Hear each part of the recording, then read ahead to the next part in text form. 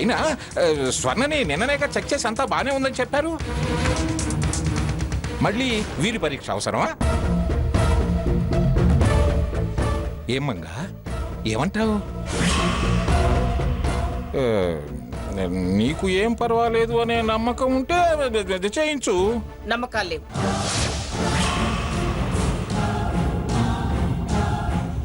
అవసరం కూడా అనిపించట్లేదు. మీరన్నట్టు ఎవరైనా మావుళ్ళమ్మ తర్వాతే.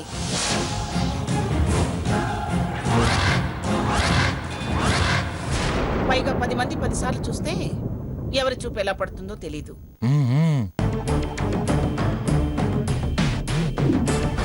కనిపించే మనుషులకే కాదండి, కడుపులో ఉన్న నలుసు కూడా దిష్టి తగులుతుంది. నరుడు చూపుకి నల్లరాయి కూడా 4 వక్కలైపోతుందంటారు. అవును మంగా. పైగా ఫారెన్ వాళ్ళకి, ఫారెన్ చదువులకి మన సాంప్రదాయపు పట్టింపులుండవు. పీకల మీదకి వస్తున్న పరీక్షలు అంటారు గాని వైద్యం గురించి ఆలోచించరు. ఆవిడ గారు నా మనవరాలను చూడాల్సిన అవసరమేం లేదు. అది కాదు గ్రాని. అవసరమేం లేదంటున్నానుగా. నా నమ్మకం కన్నా నీకు ఆవిడ వైద్యమే గొప్పదనిపిస్తుందా? ఇదిగోండి, వాడు పెళ్ళ మీద ప్రేమతో పిలిచుంటాడు. కాని వాణ్ణి, వాడి పెళ్ళాన్ని, వాడికి పుట్టబోయే పిల్లల్ని వాడికన్నా నేను ఎక్కువగా ప్రేమిస్తాను. దాన్ని ఎవరికి ఎప్పుడు చూపించాలో నాకు బాగా తెలుసు. మీరు వెళ్ళొచ్చు. ఒక్క నిమిషం. వాడు పిలిచినందుకు, మీరు వచ్చినందుకు చాలా థ్యాంక్స్. ఇంకెప్పుడు రాకండి. నేను లేకుండా దాన్ని ఏ పరీక్ష చేయకండి, సరేనా? అలాగేనండి. వెళ్ళండి.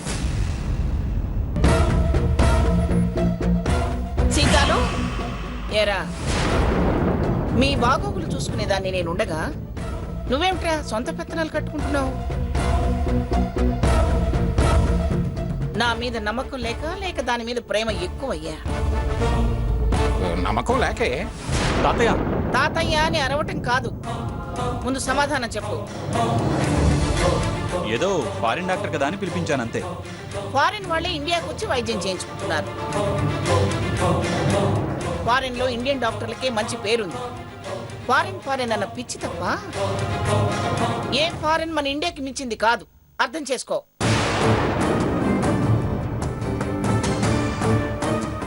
ఓయ్, దిష్టి నాకు కాదే. స్వర్ణ, ఇంట్రామ్మా. దాని కడుపులో ఉన్న బిడ్డకి దిష్టిది. ఆ వచ్చి వెళ్ళిన ఆవిడ రెప్ప వేయకుండా దాని కడుపు వంకే చూస్తుంది.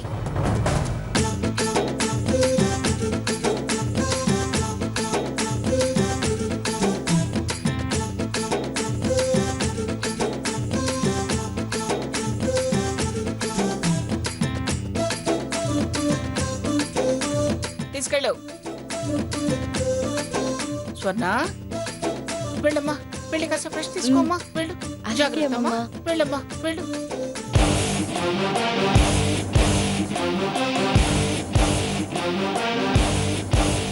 బాగుంది నీ వ్యవహారం. రే, నీ అతి తెలివికి నీ గ్రానియే కరెక్టరా?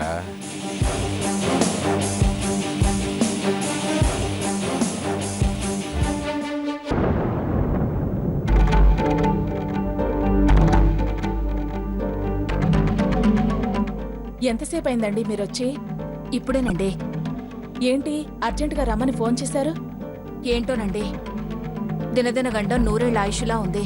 ఏమైందండి? ఎందుకలా అంటున్నారు? సీత ఏ రోజుకా రోజు మీ అబ్బాయి రఘురామన్ తెలియక కలవాలి, మాట్లాడాలని చాలాసార్లు కలిసే ప్రయత్నం చేస్తోంది. ఇవాళ ఐస్ క్రీం పార్లర్లో కలుద్దాం అనుకుందట. అవునండి, వాడు చాలా టెన్షన్ పడ్డాడు. స్వర్ణకి ఫోన్ చేసి విషయం కూడా చెప్పాడు. తను ఎలాగోలాగా మేనేజ్ చేస్తానంటేనే వాడు సీతను కలవటానికి వెళ్ళాడు. అలాగా? అందుకే అది ఆ మంగమ్మ గారిని తీసుకుని అక్కడికొచ్చుంటుంది. ఆవిడ వచ్చి వాళ్ళు కలవకుండా చేసింది. ఆవిడ రాకపోయింటే వీళ్ళిద్దరూ పోట్లాడుకునేవాళ్లేమోనండి. అదొక్కటే కాదు, వీళ్ళిద్దరూ ఆవిడ కంట్లో పడితే ఏం ప్రమాదమోనని భయంగా ఉందండి.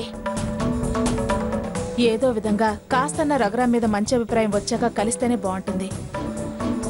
కానీ సీత మనసులో వాడి మీద అభిప్రాయం మారే అవకాశం కనిపించటం లేదే.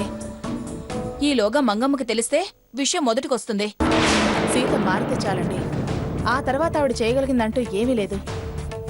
ఆవిడ ఏం చేసినా చేయకపోయినా మీ అబ్బాయి రఘురామన్ తెలియక ముందే నిశ్చితార్థం జరిగిపోవాలి. మీరీలోపు సీత మనసు మార్చి రఘురాం తను అనుకునేంత చెడ్డవాడు కాదు అనే అభిప్రాయం కలిగేలా మీరు ప్రయత్నించండి. ప్రయత్నం చేస్తాను. మరి వెళ్ళిరానా? మంచిదండి. ఆ నిశ్చితార్థం విషయం బయటకు పొక్కనివ్వకుండా చూడండి. ఎవరైనా ఆవిడికి చేరేసినా మనల్ని ప్రమాదంలో పడేస్తుంది. అలాగే ఉంటానండి. మంచిదండి.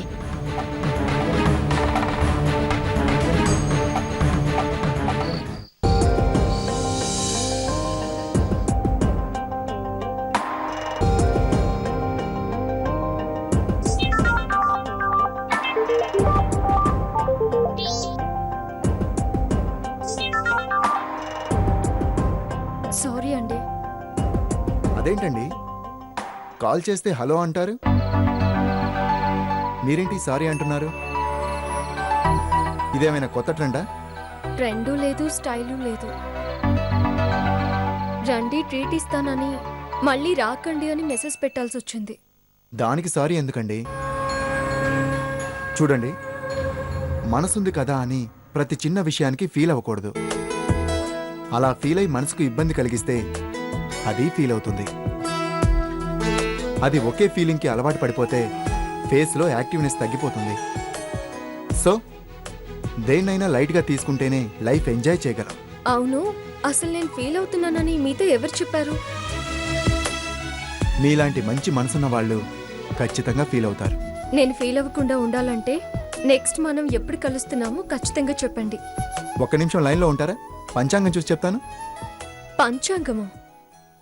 అవునండి, మంచి రోజు, మంచి సమయం, మంచి శుభలగ్నం అన్నీ చూసి చెప్తాను. ఎప్పుడు చెప్తారు? ముందు మీరు హ్యాపీ మూడ్లోకి రండి. మీరు టైం చెప్తే ఆటోమేటిక్గా హ్యాపీ మూడ్లోకి వచ్చేస్తాను. మీకు మంచి వాయిస్ మెసేజ్ పంపిస్తాను, విని ఎంజాయ్ చేయండి. అంటే టైం చెప్పారా? ముందు మీరు మెసేజ్ ఎంజాయ్ చేయండి. రేపు టైం చెప్తాను. డబుల్ ధమాకా, డబుల్ హ్యాపీ. సరే, పంపించండి. Be happy. చక్కగా వినండి, హాయిగా నిద్రపోండి. మీతో ఇంకా ఇంకా మాట్లాడాలనిపిస్తుంది. అయితే కష్టమే. దేనికి? రేపు నన్ను నిద్రపోనివ్వరేమోనని భయం. మరీ ఓవర్. రేడియో సీత గారు కదా, మీకు మాట్లాడడం అలవాటు కదా, అందుకని అలా అన్నాను.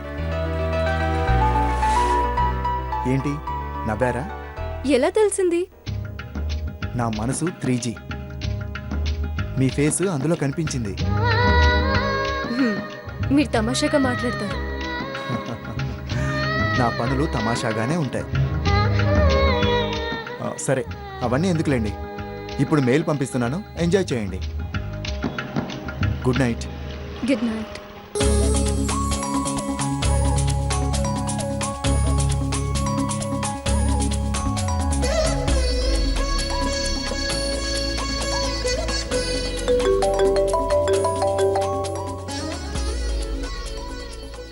సంతోషం సగం బలం, హాయిగా నవ్వమ్మ. ఆ సంగీతం నీ తోడై సాగవే గువ్వమ్మ. నవ్వే నీ కళ్ళలో లేదా జాబిలి, నవ్వే ముంగిళ్ళలో రోజు దీపావళి. ఓహో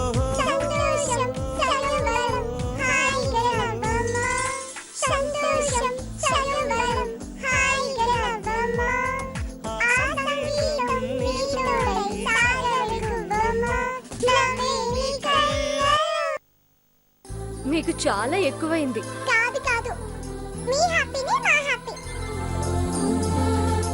గుడ్ నైట్. Good night.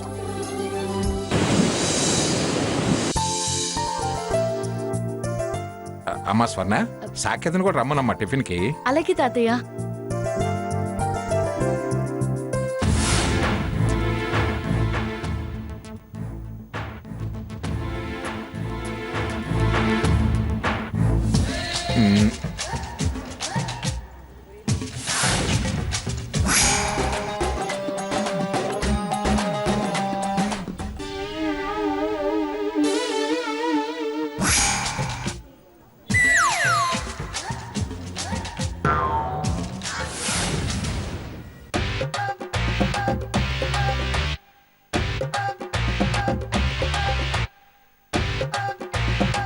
సాకేతేడి బ్రేక్ఫాస్ట్కి రాలేదా?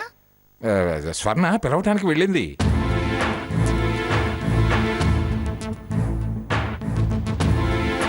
బావా టిఫిన్కి రావా? హే నాకు ఇప్పుడు వద్దు, వెళ్ళవతలకి. టిఫిన్కి ఎందుకు రావు? నువ్వు తాతయ్య కలిసి చేసే పనులకి నా కడుపు నిండిపోతోంది. చాలు. సరే రాబాకు, నేను టిఫిన్ తినడం మానేస్తాను. అప్పుడు నీ విషయం అమ్మమ్మ గారే చూసుకుంటారు. అట్లతో నిండాల్సిన కడుపు తిట్లతో నింపుతుంది. బ్లాక్మెయిల్ చేస్తున్నావా? కాదు, వైట్ మెయిలే. తిండి మీద తలిగితే నీరసం వస్తుంది కానీ పరిష్కారం రాదు. వస్తుంది, వచ్చి తీరుతుంది. నీ అసలు సంగతి తేల్చే వరకు నేను తిండి తినను, నిద్రపోను. మంచిది, మానే. స్లిమ్గా తయారవుతావు. ఇలా ఇలా అట అని అమ్మమ్మతో చెప్తాను. తర్వాత నన్నంటే లాభం లేదు. సీతాలు, పప్పుల పొడి తీసుకురాపో. అలాగేనండి. ఏడేవాడు? రాడట, తినడట. ఎందుకట? కోపమట. దేనికట? చెప్పడట. పిచ్చటనా? కన్ఫర్మ్ కాలేదు. సాకేత్, రే సాకేత్. నాకు ఆకలిగా లేదు. ఏమన్నావు ఇవాణ్ణి? నేనంటానా అమ్మమ్మ? ఆయన నన్నండమే కానీ ఎందుకంటున్నాడు? పని కట్టుకుని ఫారిన్ డాక్టర్ని తీసుకొస్తే నువ్వు వద్దన్నావు కదా, అదే కోపం అయి ఉంటుంది. ఎస్, అదే ఉంటుంది. నువ్వు దిష్టి తగులుతుంది వద్దన్నావు, వాడి మనసుకు కష్టం కలిగిందేమో. నిజం కాబట్టే అన్నాను. దానికి అలగటం దేనికి? వాడి సంగతి తెలిసిందే కదా, అలక గోపాలుడు.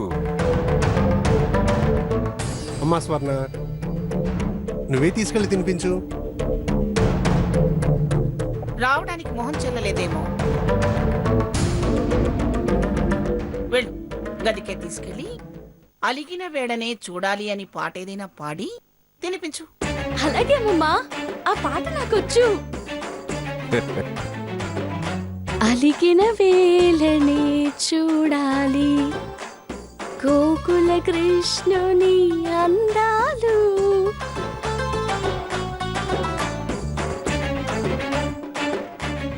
అలిగిన వేళనే చూడాలి గోకుల కృష్ణుని అందాలు. బావా టిఫిన్ తిను. వద్దనగా ఎందుకు తెచ్చావు?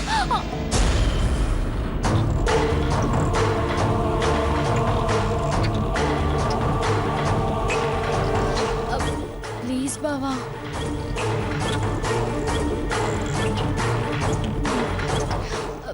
ప్లీజ్ బావా, నువ్వు ఇలా ఏం తినకుండా ఉంటే నాకు తినబుద్ధి కాదు. మనసుకి కష్టంగా ఉంటుంది.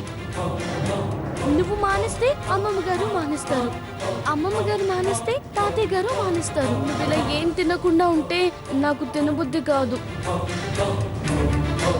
మనసుకి కష్టంగా ఉంటుంది. నువ్వు మానేస్తే అమ్మమ్మ గారు మానేస్తారు, అమ్మమ్మ గారు మానేస్తే తాతయ్య గారు మానేస్తారు.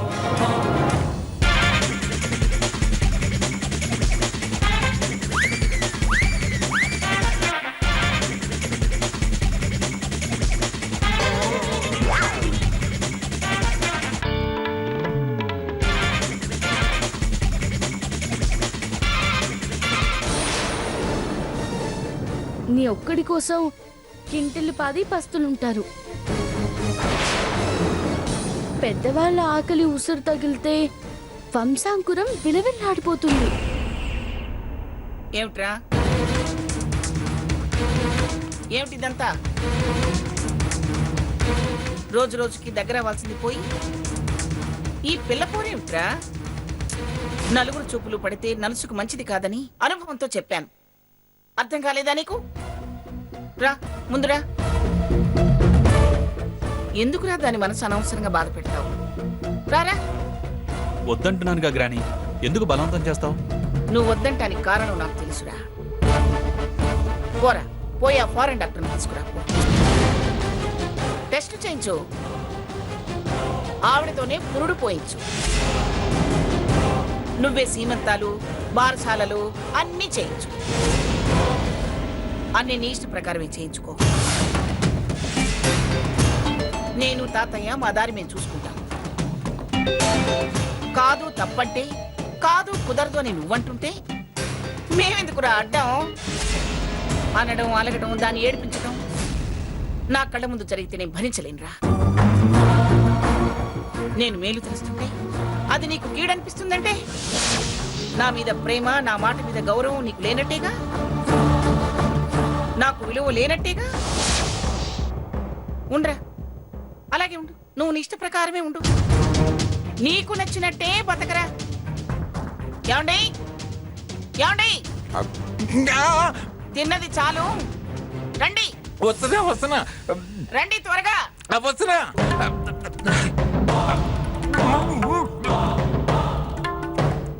ఏంటి మంగ? స్వర్ణ, నా బట్టలు సూట్ కేసులో సర్దు. నావే కాదు ఆయన కూడా సర్దు. అందరం ఎస్టేట్కి వెళ్ళిపోతాం. నువ్వు నీ పెళ్ళ మాత్రమే ఉండండి. వాడి ఇష్ట ప్రకారం బతుకుతాడంట. మన ఉండగా రేపు ఏదైనా జరిగితే నలుగురు రేపు నన్ను అడుగుతారు. పెద్దదానివి నీకు తెలియదా అని మొహం మీద పట్టుకుని అడుగుతారు. త్వరగా. వాడి ఇష్ట ప్రకారం బతుకుతాడంట. మన ఉండగా రేపు ఏదైనా జరిగితే నలుగురు రేపు నన్ను అడుగుతారు. పెద్దదానివి నీకు తెలియదా అని మొహం మీద పట్టుకుని అడుగుతారు. త్వరగా.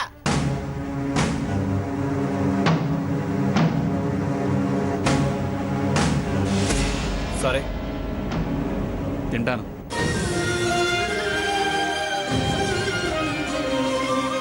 స్వర్ణ, వాడికి టిఫిన్ పెట్టు.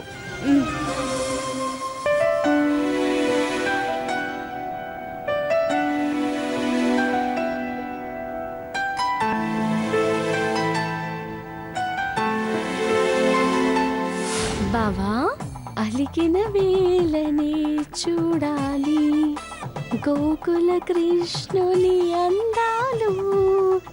ఏమే అలక తగ్గింది లేవే, పాట మార్చు. చేతిలోన చెయ్యేసి చెప్పు బావా,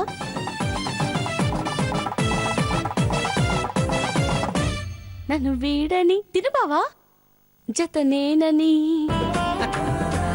అది అలా ఎప్పుడూ ఒకటిగా ఉండాలి.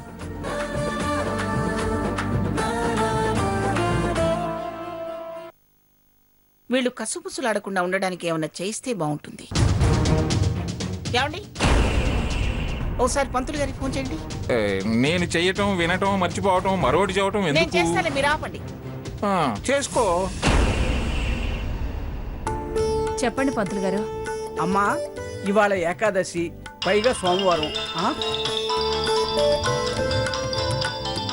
అమ్మో మంగమ్మ గారు.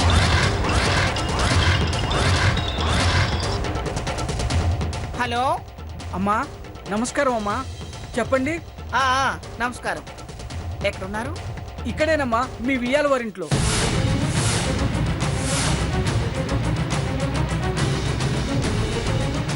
ఇంత పొద్దున్నే అక్కడెందుకున్నారు? అమ్మా, అది ఏమిటయ్యా నసుగుతున్నావు? అదేం లేదమ్మా, ఇలా దారిని వెళుతూ తెలుసున్న వారే కదా అని అలా తొంగి చూశానమ్మా, అంతేనమ్మా. తాంబూలంలోకి పండు ఒక్క ఇవ్వలేని వాళ్ళ ఇంట్లోకి తొంగి చూస్తే లాభమే ఉందయ్యా. మీరు అర్జెంటుగా మా ఇంటికి రావాలి. అలాగేనమ్మా, రెక్కలు కట్టుకుని వాలిపోతాను. రెక్కలు ముక్కలు ఏం తగిలించుకోవాల్సిన అవసరం లేదు కానీ కాస్త వెనక ముందు వచ్చేయండి. అలాగేనమ్మా, ఉంటానమ్మా. ఏంటండి పంతులు గారు? తెలీదమ్మా, అర్జెంటుగా రండి అన్నారు. వారు ఆర్డర్ వేయటమే గాని విషయాలు చెప్పరు కదా. ఇక్కడ విషయాలు ఏం చెప్పకండి. నాకు తెలుసు కదమ్మా, మీరు నిశ్చింతగా ఉండండి. మరి నేను వస్తానండి. వస్తానయ్యా. అలాగేనండి.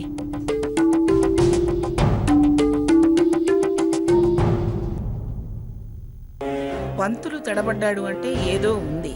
సంబంధాలు చూస్తున్నారా, ముహూర్తాలు పెడుతున్నారా? పంతులు ఇక్కడికి రాని విషయం కాదు.